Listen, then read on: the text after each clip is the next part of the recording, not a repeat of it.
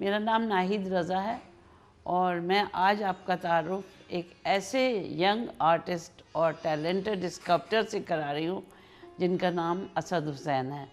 उन्होंने अपने काम से अपनी शोहरत और अपना लोहा मनवाया। उनके काम में जिद्दत तराज़ी बेइंतहा है।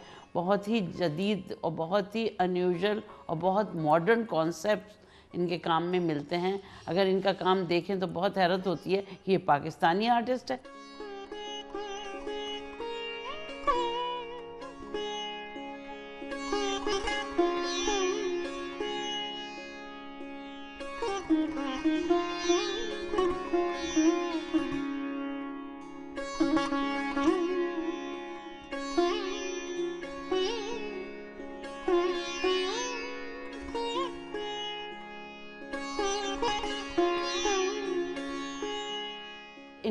इनका तारुफ मैं आज आपसे करा रही हूँ। तो आइए मिलिए असद हुसैन साहब। अस्सलाम वालेकुम। वालेकुम सलाम। कैसे हो? ठीक है अल्हम्दुलिल्लाह, आप सुनाएं। मैं ठीक हूँ बिल्कुल। असद, आपकी मैंने बड़ी शोहरत सुनी है और आपको देखा भी है और आपके काम को मैंने हमेशा सराहा और बहुत पसंद किया। वाकई इतना टैलेंटेड और इतना अच्छा काम आप कर रहे हैं कि खुशी होती है देख के कि पाकिस्तान में नई नई जिद्दत तराज़ी के साथ काम हो रहा है। तो ये बताइए, आपने कब से अपना ये काम शुरू किया है? पहले आपने तालीम कहाँ से हासिल की? बेसिकली ये आर्टिस्ट तो शुरू से ही होता है, मतलब पैदाइशी या तो आर्टिस्ट होता है या नहीं आर्टिस्ट होता है। तो उसके बाद फिर मेरी बेसिक एजुकेशन फैसलाबाद से है। अच्छा। मतलब कॉलेज जो टाइम होता है, स्कूल कॉलेज, उसके बाद फिर मैंने ग्रेजुएशन जो है वो फ़ाइन आर्ट्स में कराची स्कूल ऑफ आर्ट्स से किया 2000 में। और फिर उसके बाद कुछ मैंने स्टूडियो वर्क स्टार्ट किया, मतलब एग्जीबिशन शुरू हो गई, ग्रुप शो सोलो शो एक। और उसके साथ साथ फिर मुझे कुछ देर अरसे के लिए गैप आ गया इसके अंदर। तो गैप आने के बाद फिर मैंने जॉब की किसी एक चैनल्स के अंदर एज ए सेट डिज़ाइनर। अच्छा अच्छा। तो वहाँ मुझे बहुत ही मतलब मटेरियल वाइज जो अभी आपने मेरे काम देखे हैं नए वाले, तो उसमें एक मटेरियल के साथ आप बहुत अच्छे तरीके से अपने कॉन्सेप्ट को प्ले करते हैं। ठीक है, आप मतलब वही बात है जैसे आप एक राइटर हैं तो आपके अल्फाज बहुत अच्छे होते हैं। ठीक है, आप इसी तरह आर्टिस्ट के पास मटेरियल, कलर्स, ठीक है, उसके बाद कॉन्सेप्ट, थ्योरी, जब ये चीज़ें हों तो वो इजीली चीज़ों को प्ले करता है।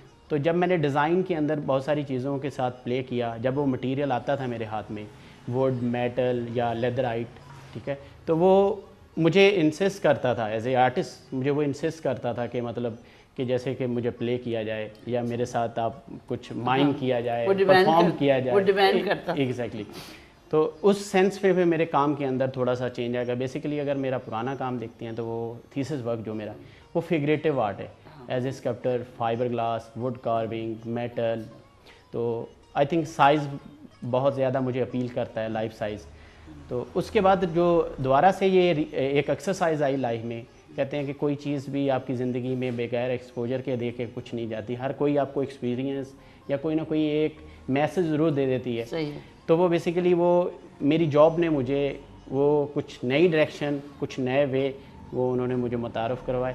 तो उस पर्पज़ पे मैं आजकल नया काम कर रहा हूँ। असद, आपने ग्रेजुएशन किया कॉलेज में और उसके बाद फ़ाइन आर्ट में किया, फिर ग्रेजुएशन करके आप कराची आ गए। जी, फैसलाबाद से। बेसिकली इंटर मैंने जो किया वो फैसलाबाद से किया। अच्छा। तो उसके बाद फिर मैं कराची आ गए। अच्छा, कराची आए। तो कराची में फिर मैंने कुछ प्राइवेट जॉब की। अच्छा। मतलब बहुत ही बेसिक किस्म की जॉब्स होती हैं, जैसे कि एक हॉस्पिटल में तो आप रात में पर्चियाँ बना के देते हैं डॉक्टर के साथ। तो नाइट में जॉब होती थी, फिर दिन मेरे पास मार्जिन होता था, टाइम होता था। तो फिर उस दिन को मैंने यूटिलाइज़ किया। तो फिर मैंने किसी इंस्टीट्यूट में स्टार्ट मेरा मशकूर रज़ा से हुआ। तो सेकंड ईयर तक मैंने मशकूर रज़ा से किया, क्योंकि मशकूर साहब के उस टाइम इंस्टीट्यूट में स्कल्पचर्स की जो फैसिलिटीज़ थी वो नहीं थी। तो फिर मैं वहाँ से Karachi school of art transfer करवाया। अच्छा, तो आपने कराची स्कूल ऑफ आर्ट से स्कल्पचर में ग्रेजुएशन किया। Very good. आप ये बताओ कि असद, आपने ग्रेजुएशन किया तो मैंने आपका काम देखा था। जी। बहुत इंटरेस्टिंग, फाइबर ग्लास में 2 लोग बेंच पे बैठे हुए हैं और बहुत अच्छा 2 फिगर्स, बहुत अच्छा था वो। मुझे बहुत, वो शेरेटन में डिस्प्ले हुआ था शायद। तो मैंने जब से नोटिस किया, मैंने कहा ये आर्टिस्ट कौन है, बहुत अच्छा काम कर रहा है। किसी ने कहा असद है कोई, तो फिर मैं मिली आपसे और मुझे बहुत अच्छा लगा आपका काम। तो आपने ग्रेजुअली फाइबर में मुख्तलिफ मीडियम में काम किया। मीडियम में काम करने के बाद फिर आप अब जो आजकल काम कर रहे हैं वो मेटल शीट्स पे कर रहे हैं? जी, मेटल शीट्स है और उसके अलावा थोड़ा सा प्लास्टिक रिफ्लेक्शन बेस में काम कर रहा हूँ। अच्छा, रिफ्लेक्शन जिसमें रिफ्लेक्शन है या ट्रांसपेरेंट चीज़ें हैं। अच्छा, तो जैसे सिलिकॉन है उसमें भी उसको ओरिजिनल ट्रांसपेरेंट है। हाँ। जैसे अभी वो देखा था आपने शो इंडस में। तो मेरा बेसिकली है रिफ्लेक्शन। आर्ट चौक में जो था, आर्ट चौक था, उससे पहले अपने बैंड बाजा बारात में देखा हाँ, था। बैंड बाजा बहुत बारात बड़ा में एक पैनल हाँ, था। हाँ। तो वो उसी हिसाब से फिर वो मेरा मटेरियल चल रहे हैं कि जिसमें ट्रांसपेरेंट है, मतलब रिफ्लेक्शन है।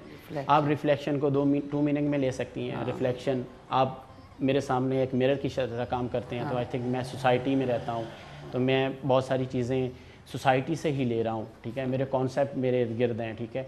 तो मैं वो जो फील करता हूँ वो अपने मटेरियल के थ्रू या अपने कॉन्सेप्ट के थ्रू मैं उसको एज ए कैनवस पे या किसी और मटेरियल पे मैं ले आता हूँ। अच्छा, बहुत अच्छा, बहुत अच्छा। अच्छा, ये बताओ कि तुम यहाँ आके यहीं रहते हो? तुम 3-4 आर्टिस्ट मिल के रहते हो? हाँ, ये अच्छी एक बात है कि बहुत अच्छा सवाल है कि जब हर कोई स्टूडेंट जब पास आउट होता है ना, तो उसके लिए यही होता है कि स्कूल टाइम आपका एक हॉस्टल लाइफ होती है। आप सुबह जाते हैं तो आपको आर्टिस्ट ही मिलते हैं। तो ऐसे लगता है कि एक आर्टिस्ट का घर है, होम, मतलब आर्टिस्ट होम होता है। सुबह जाते हैं, कोई फाइन आर्ट्स में कर रहा है, कोई टेक्सटाइल डिज़ाइनर है, तो आपको आर्ट सोसाइटी मिलती है। अक्सर ये होता है कि जब आप पास आउट कर जाते हैं तो आप अपने आप को सोसाइटी के अंदर बिल्कुल आप तन्हा होते हैं। तो उस वक्त आपको बहुत ज़्यादा ये चीज़ें चाहिए होती हैं, फोर्सली आपको गाइडलाइन चाहिए होती है। एक नई दुनिया में आप कदम रख रहे हैं ग्रेजुएशन के बाद। तो इसलिए फिर यहाँ पे मेरे एक टीचर थे, ठीक है। तो जब मैंने उनके साथ थीसिस दिया, ठीक है, उसके बाद फिर हमने एक स्टूडियो शेयर किया आपस में, जहाँ हम मिल के काम करते थे। तो आई थिंक थीसिस के बाद 6 साल तक मैंने काम छोड़ दिया था। तो ग्रेजुअली मैं उनका काम देखता था। उनका नाम शायद आप भी जानती हो, सैयद मुनव्वर अली। हाँ, ठीक है। तो मुनव्वर अली सैयद, ठीक है। तो वो काम करते थे, मैं काम नहीं करता था, मैं जॉब करता था। तो लेकिन मैं उनके काम देखता था। जब मैं आता था स्टूडियो में तो मेरे सामने वो काम हो रहा होता था।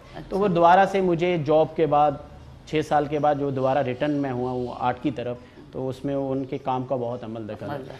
तो अच्छा, वो अच्छा इन्फ्लुएंस था, वो बहुत इन्फ्लुएंस था।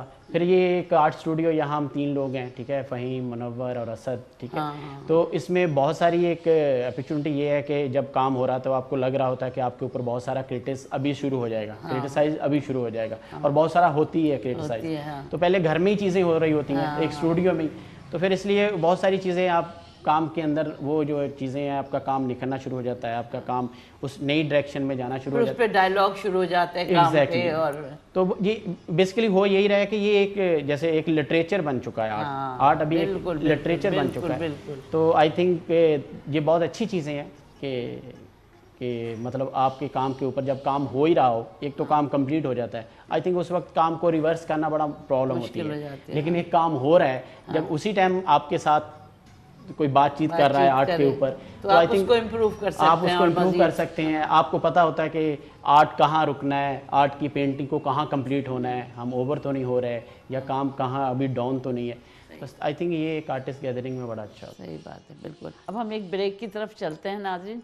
तो अब हम वापस आएंगे तो हमारी जहाँ से बातों का सिलसिला टूट रहा है, हम वहाँ से वापस दोबारा शुरू करेंगे। तो अब हम ब्रेक पे चलते हैं। Thank you.